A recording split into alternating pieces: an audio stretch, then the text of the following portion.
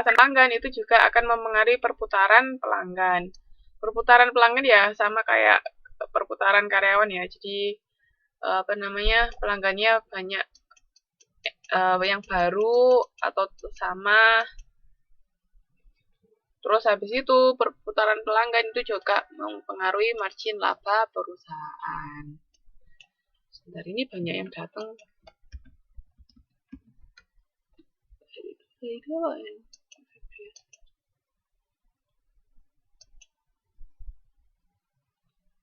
Ada yang mau ditanyakan sampai sini?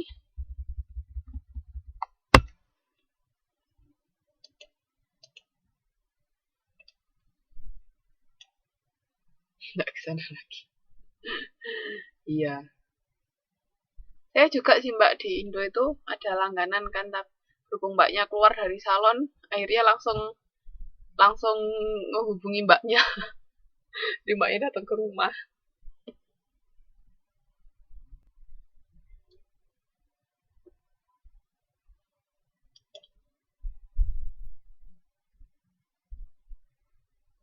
Yo, Mbak Anda minta nomornya dulu. Kalau minta nomornya bisa tahu sekarang orangnya di mana. Saya lanjutkan ya. Di sini ada yang namanya rantai manfaat dari Mbak, kualitas. Nah, di situ bisa dilihat di halaman 7.8. Nah, fokus dari kualitas itu bisa mempengaruhi external benefit sama internal benefit. Kalau perusahaan kita fokus untuk meningkatkan kualitas ya, keuntungan eksternalnya itu kita bisa menghasilkan kualitas pelayanan yang maksimal. Nah, kalau kualitas pelayanan yang maksimal itu bisa mempengaruhi quality perception. Maksudnya quality perception dari konsumen, dari pelanggan. Jadi, kan kalau kita bisa menghasilkan kualitas pelayanan yang oke, kan persepsi pelanggan tentang kualitas yang kita berikan, tentang pelayanan yang kita berikan kan juga makin oke. Nah, kalau mereka merasa pelayanan yang kita berikan itu berkualitas, otomatis kan konsumen akan puas. Makanya itu mempengaruhi customer satisfaction sama mempengaruhi customer longevity. Longevity itu maksudnya dia akan bertahan lama di perusahaan kita. Seperti loyalty. Mendingan di sini longevity itu seberapa lama sih pelanggan itu bertahan sama kita. Nah, kalau semakin lama dia bertahan sama kita kan kita juga bisa meningkatkan profit perusahaan. Nah, terus kalau dari sisi internalnya, dari internal itu kan berarti dari sisi perusahaannya, itu bisa kalau kita fokus pada kualitas yang kita berikan, kualitas pelayanan yang kita berikan, itu akan meningkatkan efisiensi perusahaan. Sampai kita terus bisa improve kualitas pelayanan kita. Nah, kalau kita bisa efisien, otomatis kita bisa lower cost. Lower cost maksudnya biaya yang kita keluarkan untuk menghasilkan suatu pelayanan yang oke itu bisa berkurang kan, karena misalnya kita sudah tahu kalau misalnya kita mau misalnya mau potong rambut, kita mau melayani orang potong rambut, kita bisa makan waktu lebih cepat, misalnya kan lebih efisien itu kan bisa lebih cepat atau apa. Nah, itu kan kalau kita bisa melayani lebih cepat misalnya kan karena sudah tahu kualitasnya yang bagus, gimana cara memotong rambut yang bagus dan bisa cepat. Kan kalau semakin cepat kita bisa melayani pelanggan, otomatis kan kita bisa menerima pelanggan lebih banyak kan. Itu juga bisa meningkatkan profit perusahaan. Seperti itu. Jadi ini rantai manfaat kualitas. Jadi kalau kita fokus pada kualitas pelayanan yang kita berikan ke pelanggan, itu akan ada keuntungan eksternal sama internal. Nah, semua itu pada akhirnya akan meningkatkan profitability dari perusahaan. Mas, ini ada yang mau ditanyakan?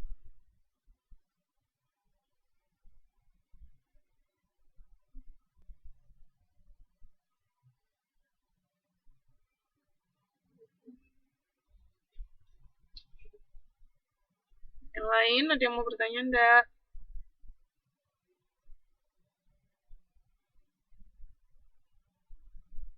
Oke, kalau nggak ada saya lanjut ya. Nah, sekarang ini ada dimensi pengukuran kualitas, itu bisa dilihat dari kinerjanya. Maksudnya kinerja di sini kinerja dari produk inti. Kan masih ingat toh? Produk inti itu seperti apa? Kan kalau kita bicara tentang perusahaan jasa kan produk inti selalu diikuti produk produk yang lain. Maksudnya nggak bisa kita cuma menjual produk inti aja kan. Nah, terus habis itu dari keragaman produk, itu produk tambahan dari suatu produk inti itu kayak gimana. Ya kayak misalnya kan hotel kan kamar, terus lobbynya oke apa enggak, terus pelayanan karyawannya oke apa enggak, nah, kayak gitu. Terus keandalan, ini timbulnya kemungkinan suatu produk mengalami keadaan tidak berfungsi pada suatu periode. Keandalan dari produk kita seperti apa, misalnya di kamar tidur hotel itu mesti tidak ada kerusakan air atau apa. Kalau misalnya airnya bocor kan otomatis nggak mungkin kita kita apa namanya nyuruh nyuruh mereka tamu untuk tidur di kamar tersebut, kan nanti bisa marah-marah orangnya toh. Terus habis itu kesesuaian produk dengan standar dalam industri. Jadi maksudnya kan tiap industri itu kan ada standarnya. Paling enggak kan kalau misalnya hotel semua ya harus ada kamar tidurnya, bersih, seperti itu. Oh iya, Mbak. Di mana? Bandara mana?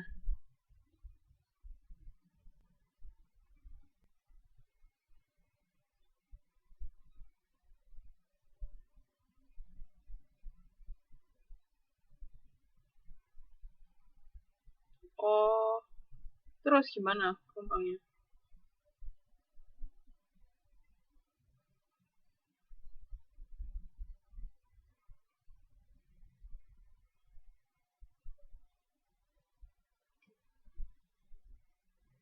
Wah, astaga. Oke, saya lanjutkan ya. Terus ini ada tahan atau ketahanan durability. Jadi ketahanan suatu produk meliputi segi ekonomis maupun teknis. Terus kemampuan pelayanan atau serviceability itu kecepatan, kompetensi, kegunaan, dan kemudahan produk untuk diperbaiki. Misalnya kalau ada apa-apa itu bisa segera diperbaikin. Terus kalau estetika itu suatu produk dari sisi konsumen, misalnya keindahannya atau apanya estetiknya. Terus kualitas yang dipersepsikan. Jadi konsumen memiliki informasi tentang produk secara tidak langsung. Nah, jadi itu bisa dilihat dari situ. Kualitas itu bisa dilihat dari itu tadi, beberapa poin tadi. Ada 8. Sampai sini ada yang mau ditanyakan enggak?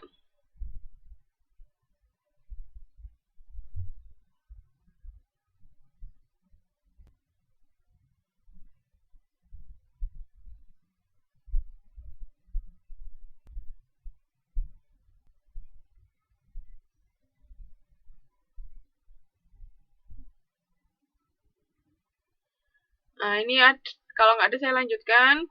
Di sini ada model serve calls. Sorry. Kayaknya kita sudah bahas minggu lalu toh. Masih ingat kan dari para Zuraman yang ada 5 komponen, masih ingat enggak? Ayo, sudah lupa ya.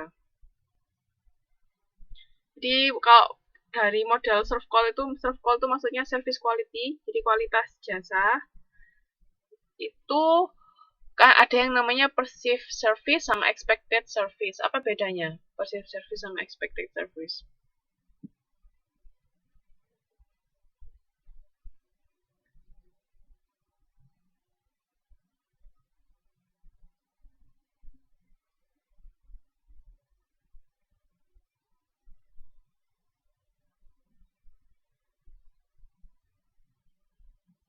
Apa bedanya?